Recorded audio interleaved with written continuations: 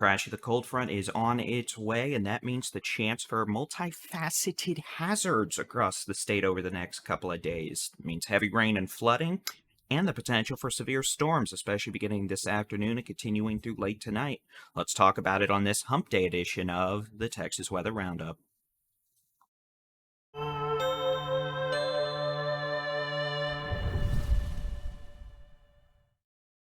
Good morning. It is Wednesday, the 4th of October, 2023. I'm Texas Storm Chasers Buddy-in-Chief David Reimer. We are going to be dealing with increasing thunderstorm chances across a good chunk of the state over the next 2 days, although it will not happen simultaneously at all locations.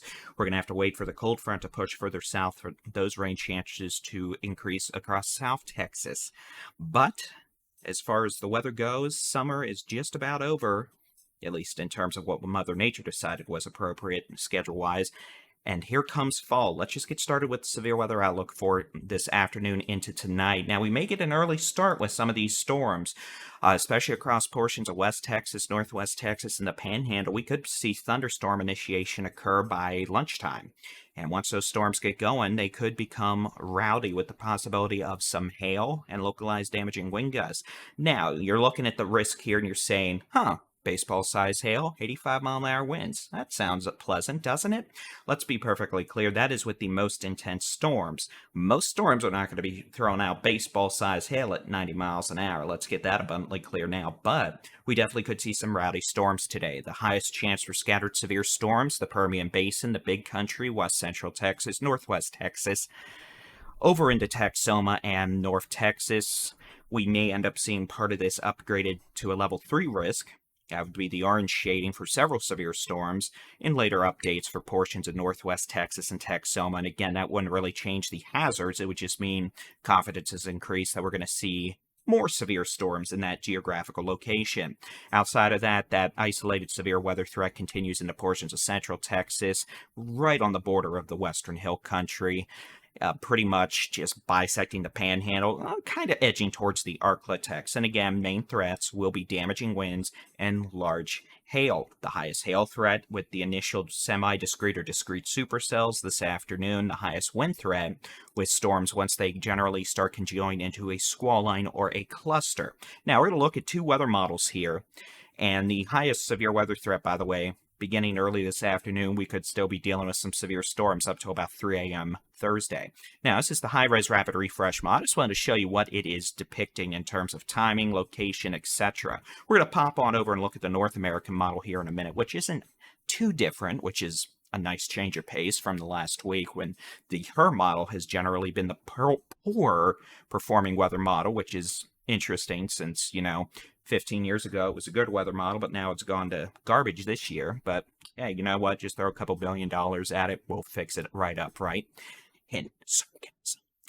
Anyway, initiation could occur by early this afternoon, lunchtime, maybe a bit later. Once storms get going, they're probably going to start getting going pretty quick. By late afternoon, early evening, we'll probably have a line of storms extending for portions of Northwest Texas up Interstate 44 into Oklahoma. That line and cluster of storms going to progress to the southeast across the Big Country, North Texas, Texoma, maybe even to parts of the Ark-La-Tex late tonight into Thursday morning, and then that line of storms, while slowly weakening tomorrow morning, will continue to move south in conjunction with the cold front across pretty much the Concho Valley, the Hill Country, Central Texas, the Brazos Valley, the Piney Woods of East Texas, and then eventually making it all the way down into deep South Texas Thursday afternoon and Thursday evening.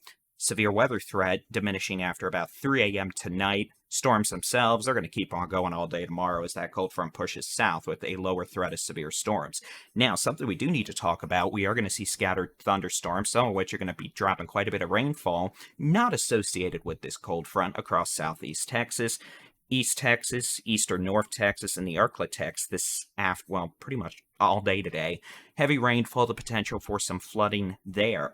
Also of note, as we take a look at the North American model, just to show it's not too dissimilar in terms of what we're expecting today, timing-wise and in terms of the overall scenario, flash flooding is going to become an issue.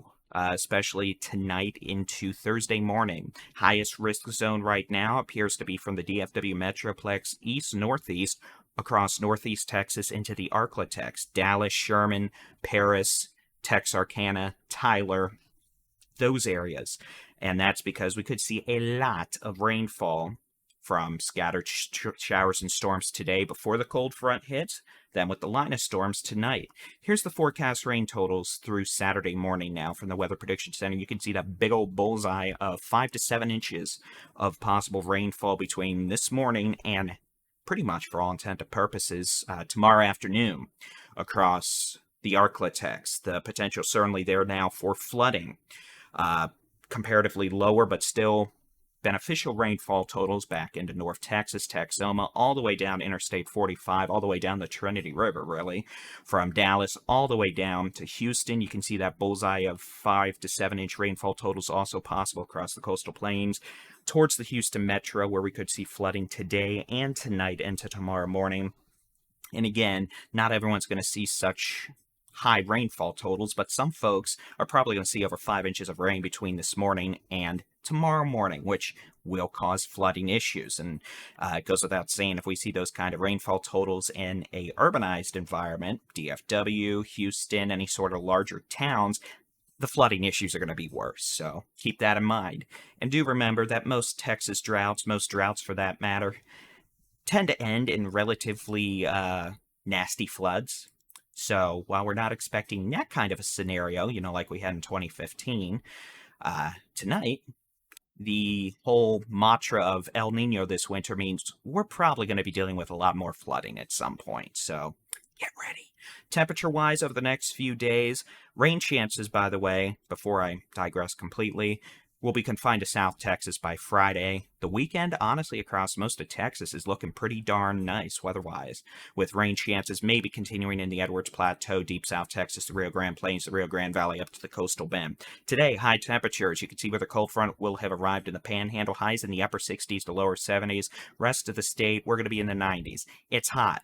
Be happy. Today and tomorrow are the last days of summer. Here's tomorrow. High temperatures in the low to mid 80s across the northern two-thirds of Texas. As Crashy the cold front moves south, it'll either be in the low to mid 80s or in the 70s, and some of these locations may end up actually having their high temperatures during the morning hours tomorrow with falling temperatures through the day. It's one of those Crashy the cold fronts, finally.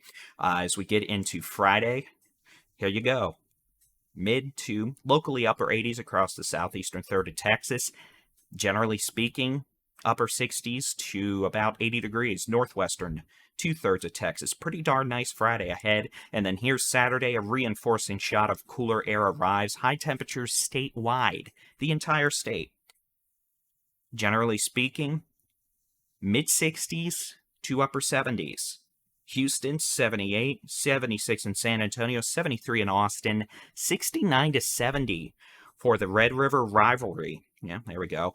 In Dallas on Saturday. It's going to be a cold morning. 64 in Texarkana, 67 in Plainview, 70 in Wichita Falls, about 69 in Odessa. And for what it is worth, let's take a look at the morning low temperature Saturday. 39 in Dalhart, 37 in Perryton, about 48 in Wichita Falls, upper 40s from Decatur, Gainesville, over to Paris, Texas, obviously. Low to mid 50s, DFW to Tyler, about 59 to 60 in Austin, 63 to 66 in San Antonio and Houston. Still lower 70s in deep South Texas, but hey, check this out. Here are Sunday morning's low temperatures. Statewide, northern half of Texas, probably going to be in the 40s. Urban corridors, right around 50 Sunday morning. It's going to be chilly. After the hot summer we've had, 59 in Houston, 59 in San Antonio, 60 in Corpus Christi, about 63 to 67 from McAllen to Brownsville to South Padre Island with high temperatures on Sunday. There you go. 70s to right around 80 degrees across the entire state. Slightly cooler in the Ark-La-Tex with some cold air wedging on in from the higher terrain. Otherwise, there you go. The last 2 days of summer leading into true, legitimate fall weather. Get ready. It's going to be nice, but we got to deal with this rowdy weather first. So again, we'll have chasers out and about today. We'll be doing severe weather updates as needed on social media, interactive weather radar, and your local weather forecast on the Texas Storm Chasers free mobile app. Just search for Texas Storm Chasers in the Google Play Apple App Store. And as always, if we have any sort of spinny, doom mischief or high-end severe weather issues, we will be doing live coverage later tonight into tomorrow morning. So keep an eye out. That being said, y'all make it a good Wednesday. I forgot what day it was. Don't judge. It's early. Y'all make it a good one. God bless.